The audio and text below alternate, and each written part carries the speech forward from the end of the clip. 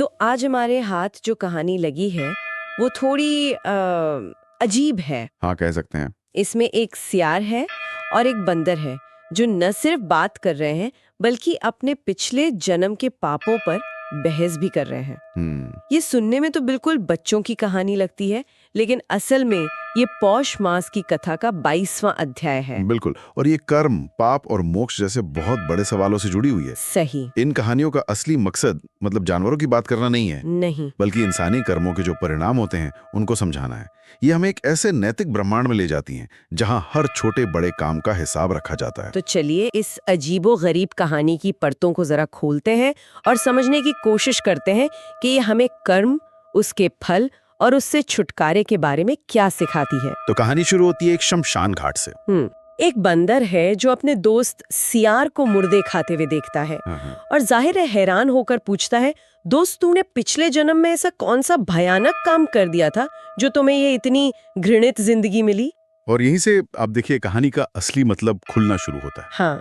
ये कोई आम जानवर नहीं है, इन्हें अपना पिछला जन्म याद है। सियार जवाब देता है कि वो पिछले जन्म में वेद शर्मा नाम का एक बहुत विद्वान ब्राह्मण था। एक विद्वान ब्राह्मण? जय। और उससे एक बहुत बड़ी गलती हो गई थी। और वो गलती क्या थी? उसने किसी दूसरे ब्राह्मण को कुछ धन देने का संकल्प किया था। संकल्प मतलब मन में पक्का इरादा किया पर दिया नहीं, बस इतनी सी बात। हाँ, देखने में ये छोटी बात लगती है, लेकिन कहानी में इस पर बहुत जोर दिया गया है। अच्छा। यहाँ बात सिर्फ पैसे की नहीं, बल्कि वचन की पवित्रता की है।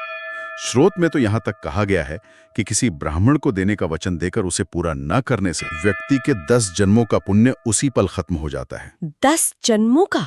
जी, ये दिखाता है कि इरादे और कर्म के बीच का ये जो फासला है वो कितना गंभीर माना गया है, और इसी वजह से उसे सियार की योनि में जन्म लेना पड़ा। मतलब सिर्फ सोचना या कह देना काफी नहीं है, उसे पूरा करना ही असली कर्म है। खैर, अब सियार की बारी थी। हाँ बिल्कुल। उसने बंदर से पूछा, और तुम्हारे क्या हाल है, तुमने क्या किया था? और बंदर की कहानी भी कुछ ऐसी ही है।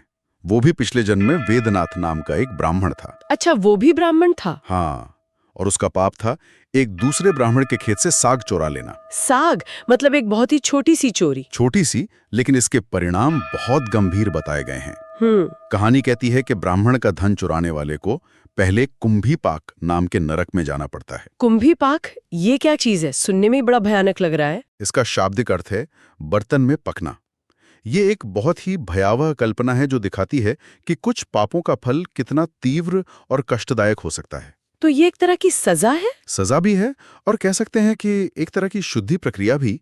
और नरक भोगने के बाद भी कर्म का असर खत्म नहीं होता। नहीं। बचे हुए फल को भोगने के लिए उसे बंदर की योनि में जन्म लेना पड़ता है। वाह, कहानी में एक बहुत दमदार तुलना भी की गई है। कौन सी? जहर तो सिर्फ पीने वाले को मारता है, बिल्कुल। लेकिन ब्राह्मण का धन तो पूरे कुल को जला डालता है। बिल्कुल। ये लाइनें दिखाती हैं कि कुछ कामों को कितना ज्यादा गंभीर माना गया था, खासकर जब वो किसी विद्वान या आध्यात्मिक व्यक्ति के खिलाफ हों। तो हमारे पास अब 2 किरदार हैं जो अपने कर्मों के बोझ तले दबे हैं। एक ने वादा तोड़ा, दूसरे ने चोरी की। यहाँ से कहानी एक स्वाभाविक मोड़ लेती है कि क्या इस बोझ से निकलने का कोई रास्ता है? सही। क्या सिर्फ पछतावा ही काफी है या कुछ और भी करना होगा? और यहीं पर कहानी में उम्मीद की एक किरण दिखाई देती है। बिल्कुल। जब वो दोनों अपने दुख पर बात कर रहे होते हैं तो उनके सामने महातेजस्वी सिंधुद्वीप नाम के एक मुनि प्रकट होते हैं, एक मार्गदर्शक की तरह। और वो उन्हें एक बहुत सीधा सा उपाय बताते हैं। क्या? दक्षिण में समुद्र तट पर श्री राम से जुड़े धनुषकोटि तीर्थ में जाकर स्नान करो। बस एक डुबकी लगाने से सब ठीक हो जाएगा। हाँ, उपाय यही था और उन्होंने ठीक वैसा ही किया।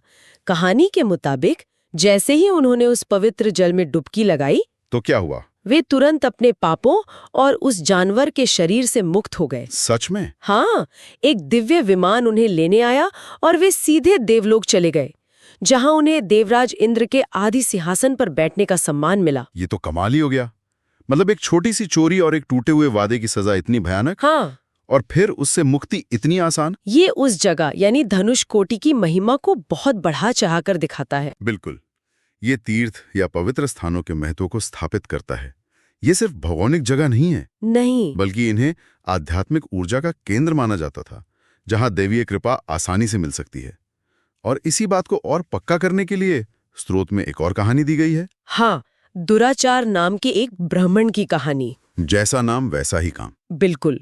वो चोरों और हत्यारों की संगत में रहता था और पूरी तरह से पदभ्रष्ट हो चुका था। कहानी के अनुसार उसे एक बहुत ही खतरनाक वेताल ने अपने काबू में कर लिया था। वेताल? हाँ, वो वेताल उसे देश विदेश में भटकाता रहा और संयोग से उसे धनुषकोटी ले आया और वहां उसने उस ब्राह्मण को उस पवित्र जल में नहला दिया। लेकिन एक सवाल उठता है, अगर धनुषकोटी में सिर्फ एक डुबकी लगाने से ब्रह्म हत्या जैसे पाप भी धुल जाते हैं, तो क्या इससे व्यक्तिगत जिम्मेदारी का महत्व कम नहीं हो जाता? ये एक बहुत जरूरी सवाल है। कोई भी पाप करके वहां जाकर नहा सकता है फिर तो? देखिए, इन कहानियों को शायद शाब्दिक रूप से नहीं देखना चाहिए। ये स्थान और अनुष्ठान एक रीसेट बटन की तरह हैं, लेकिन ये तभी काम करते हैं जब व्यक्ति में सच्चा पश्चाताप हो या उस पर कोई दैवीय कृपा हो। अच्छा। दुराचार ब्राह्मण वहां अपनी मर्जी से नहीं गया था, उसे वेताल ले गया था। ये दिखाता है कि कभी-कभी दैवीय कृपा अनजाने में भी मिल जाती है। और स्नान करते ही वेताल ने उसे छोड़ दिया और वो ठीक हो गया। बाद में उसे दत्तात्रेय मुनि मिले, जिन्होंने उसे समझाया कि उस स्थान के प्रभाव से उसके सारे पाप नष्ट हो गए हैं। इस कहानी में एक और दिलचस्प परत है जी। वो वेताल खुद। हाँ।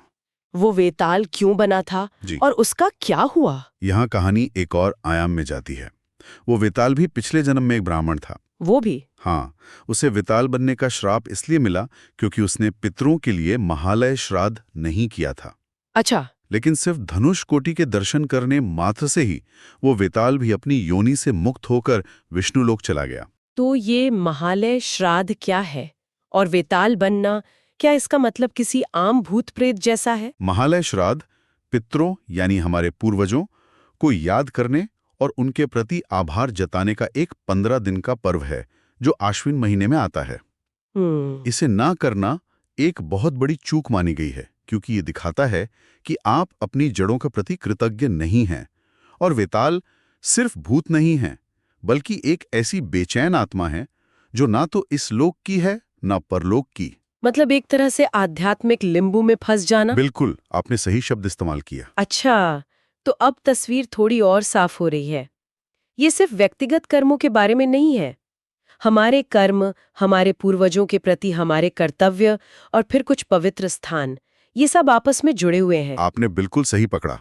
ये चर्चा कर्म और स्थान से आगे बढ़कर प्रार्थना और अनुष्ठानों की शक्ति तक जाती है। और इसी कड़ी में स्रोत में श्री नारायण कवच का बहुत विस्तार से वर्णन किया गया है। ये कवच का विचार ही कितना दिलचस्प है।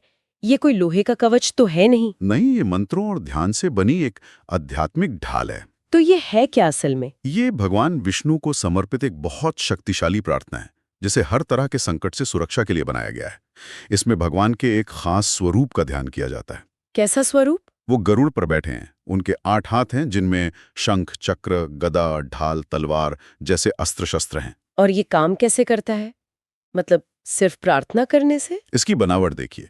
भगवान के हर अंग, हर अस्त्र और हर अवतार को शरीर के अलग अलग हिस्सों और अलग अलग परिस्थितियों में रक्षा के लिए आमंत्रित किया जाता है। अच्छा, जैसे मत्स्य अवतार जल में रक्षा करें, वामन अवतार जमीन पर और भगवान नृसिंह किले, जंगल या युद्ध जैसी खतरनाक जगहों पर। यहाँ तक कि देवताओं की मूर्तियों को नमस्कार न करने जैसे छोटे मोटे अपराधों से भी रक्षा का जिक्र है। तो ये सिर्फ एक प्रार्थना नहीं, बल्कि एक तरह की आध्यात्मिक किलेबंदी है। बिल्कुल सही। वाह, ये उस दौर के मनोविज्ञान को दिखाता है जहां अदृश्य खतरों से बचने के लिए ऐसे शक्तिशाली मानसिक उपकरणों की रचना की गई।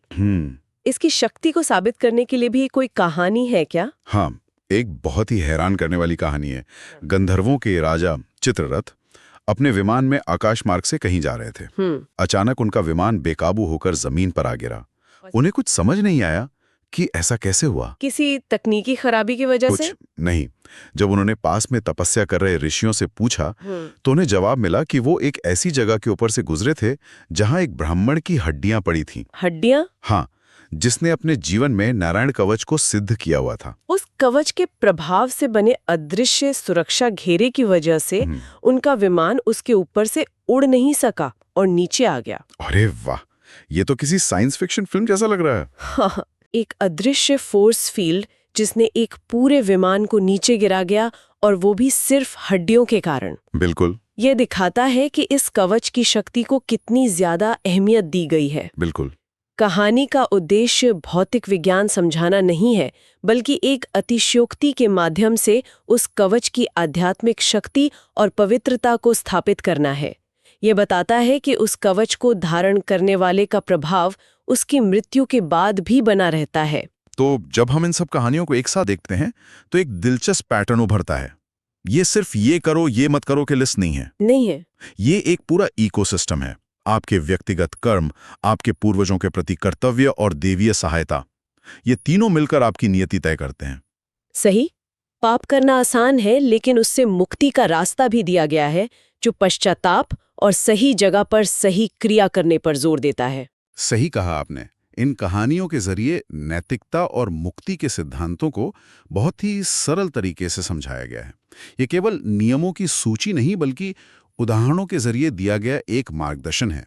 इसमें डर भी है, उम्मीद भी है और उपाय भी है।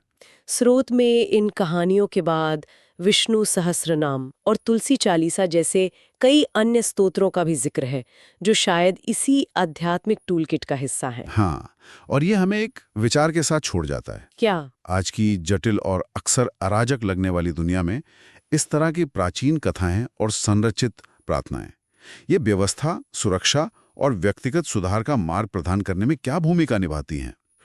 क्या ये सिर्फ अंधविश्वास हैं, या फिर मन को स्थिर रखने और एक नैतिक दिशा देने के मनोवैज्ञानिक उपकरण हैं? इस पर विचार किया जा सकता है।